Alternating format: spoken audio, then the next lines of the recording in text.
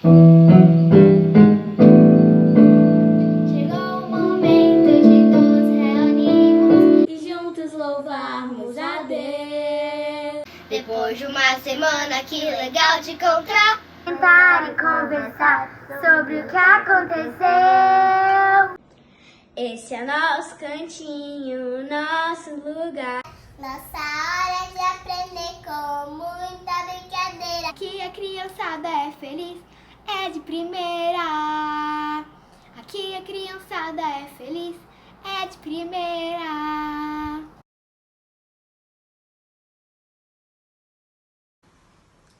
Oi pessoal, estamos aqui mais um domingo para louvar o nosso Deus. Então a gente vai fazer uma oração para cantar algumas músicas, certo? Senhor Deus, muito obrigada por mais uma semana que o Senhor nos guardou. Senhor, abençoa cada um que precisa de Ti nesse momento, aos médicos, às pessoas enfermas, aos nossos governantes. Senhor, abençoa o nosso país para que tudo possa ficar bem logo. Em nome de Jesus, amém.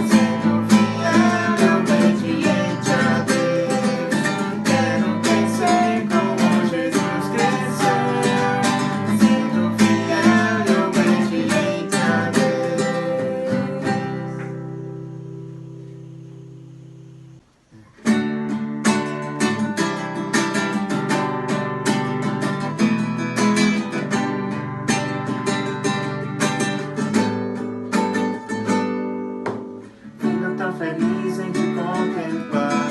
Minha vida hoje é singular. Sou livre pra ser quem sou. Somos geração que viverá por ti. Nada impedirá o nosso amor por ti.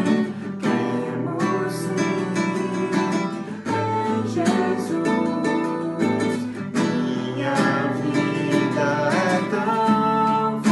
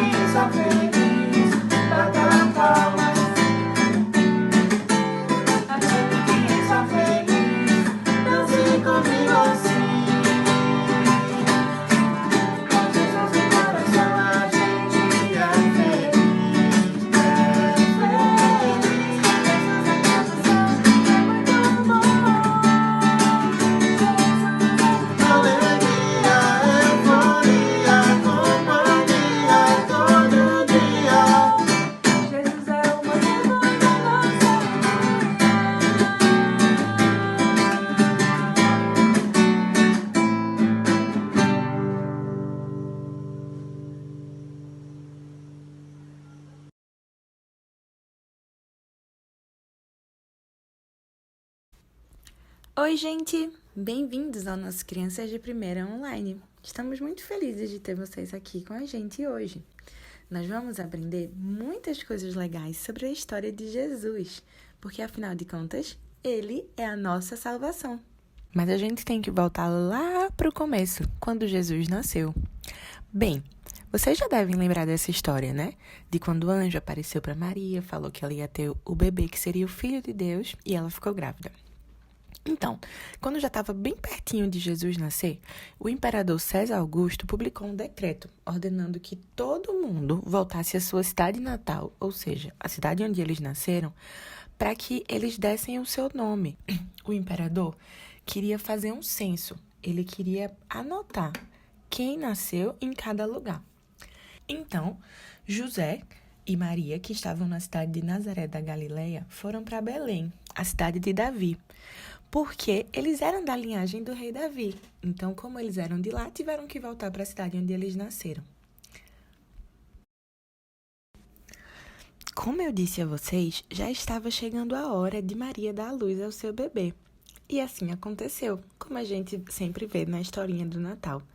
Ela deu à luz a um menininho que foi envolto em panos e foi colocado numa manjedoura, porque não havia nenhum lugar para eles na hospedaria. Tinham pastores que estavam nos campos ali perto durante a noite em que Jesus nasceu. Eles estavam tomando conta dos seus rebanhos. E aí, o anjo do Senhor apareceu para eles e a glória do Senhor brilhou tanto que eles até ficaram com medo. Mas o anjo disse: "Não tenham medo, eu estou aqui para trazer boas novas de grande alegria para todo o povo. Porque hoje, na cidade de Davi, lhes nasceu o Salvador, que é Cristo, o Senhor. Isso lhes servirá de sinal. Encontrarão um bebê envolto em panos e deitado numa manjedoura." De repente, uma grande multidão do exército celestial apareceu com um anjo, louvando a Deus e dizendo: "Glória a Deus nas alturas, e paz na terra aos homens aos quais ele concede o seu favor." Quando os anjos voltaram para o céu, os pastores disseram uns aos outros: "Vamos a Belém e vejamos isso que aconteceu e o que o Senhor nos deu a conhecer." Então eles correram para lá, encontraram Maria e José e o bebê deitadinho na manjedoura. Depois de o verem, contaram a todos o que os anjos tinham dito a respeito daquele menino. E todo mundo que ouviu o que os pastores diziam ficaram admirados. Maria, porém, guardava todas essas coisas e sobre elas refletia no seu coração. Os pastores voltaram, glorificando e louvando a Deus por tudo que tinham visto, como lhes foi dito. Então, depois que Jesus completou 8 dias de nascido, ele foi circuncisado e ele recebeu o nome de Jesus, o qual tinha sido dado pelo anjo antes mesmo dele nascer, quando o anjo foi lá contar para Maria. Então, completando-se o tempo da purificação deles, de acordo com a lei de Moisés, José e Maria levaram Jesus a Jerusalém para apresentá-lo ao Senhor. Como está escrito na lei do Senhor: todo primogênito do sexo masculino será consagrado ao Senhor. E também ofereceram sacrifício, de acordo com o que diz a lei do Senhor: 2 rolinhas ou 2 pombinhos. Havia lá em Jerusalém um homem chamado Simeão, que era justo e piedoso, e esperava a consolação de Israel, e o Espírito Santo estava sobre ele. Foi revelado a Simeão, pelo Espírito Santo, que ele não morreria antes de ver Jesus Cristo. Então, movido pelo Espírito, ele foi até o templo.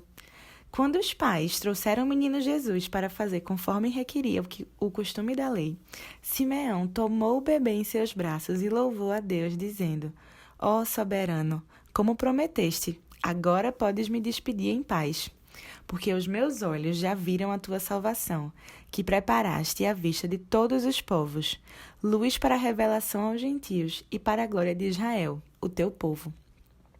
O pai e a mãe do menino estavam admirados com o que foi dito a respeito dele.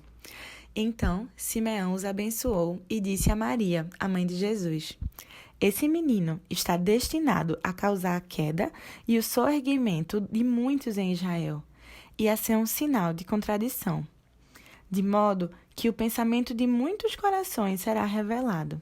Quanto a você, uma espada atravessará a sua alma." Estava ali também a profetisa Ana, filha de Fanuel, da tribo de Asser.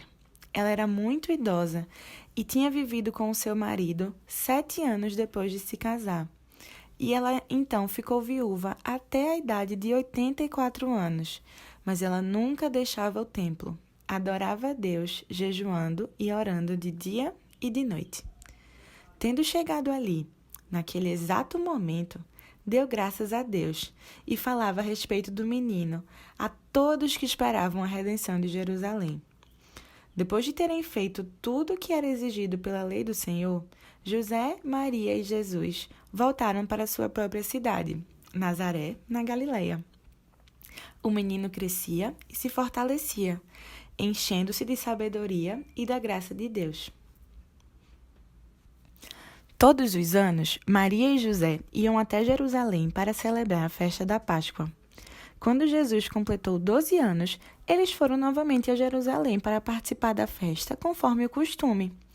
E aí, depois que os dias de festa acabaram, seus pais voltaram para casa, mas o menino Jesus ficou em Jerusalém e eles nem perceberam.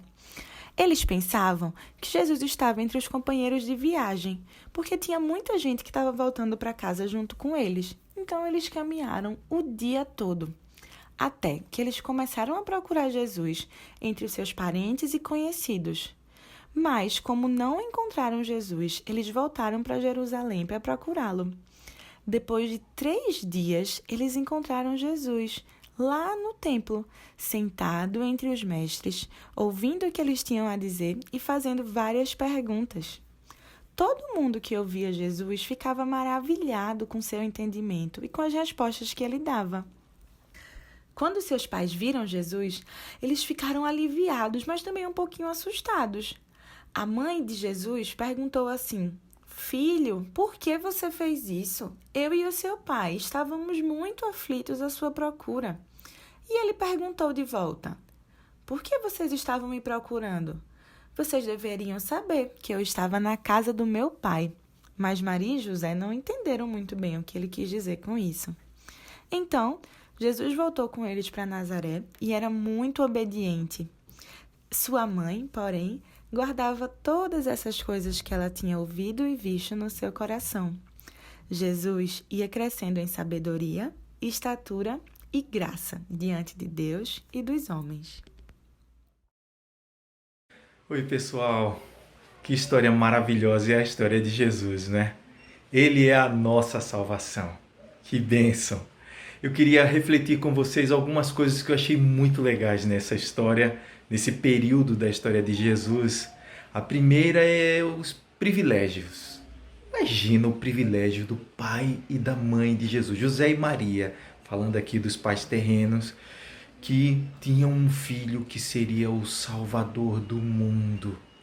Que privilégio maravilhoso! Eles ficavam olhando o que as pessoas falavam de Jesus e se espantavam com aquilo.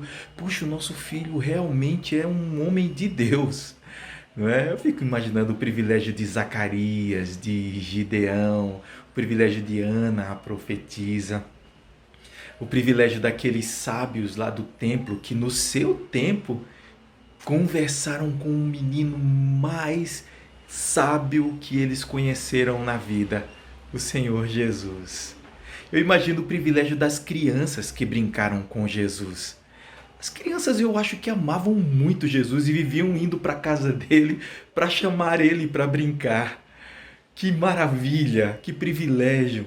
Nós também temos esse privilégio. Nós conhecemos a Jesus e nós podemos cada dia usufruir desse privilégio de poder buscar a Ele, falar com Ele, contar para Ele os nossos segredos. Ele é a nossa salvação. Então, se aproxima de Jesus e aprende mais dele. O segundo ensino que eu vejo aqui tem a ver com quem é Jesus e o fato de que ele crescia em estatura e graça diante de Deus e dos homens.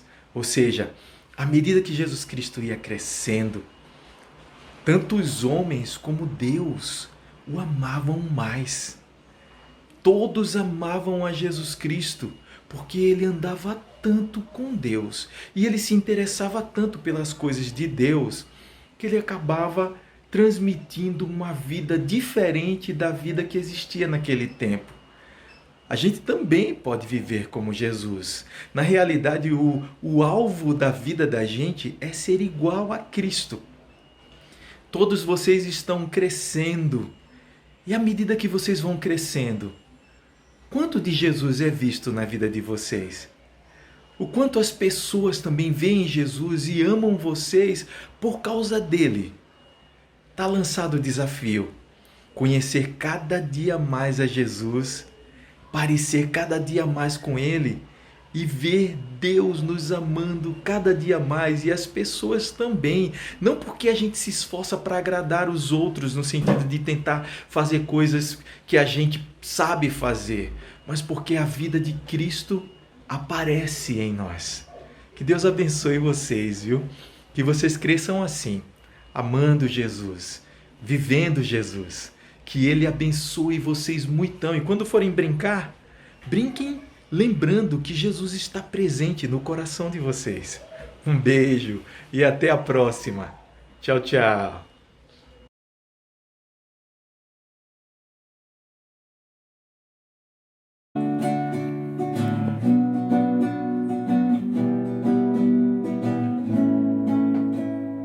Chegou o momento de nos reunirmos E juntos louvarmos a Deus. depois de uma semana, que legal te encontrar. Sentar e conversar sobre o que aconteceu. Esse é nosso cantinho, nosso lugar. Nossa hora de aprender com muita brincadeira. E a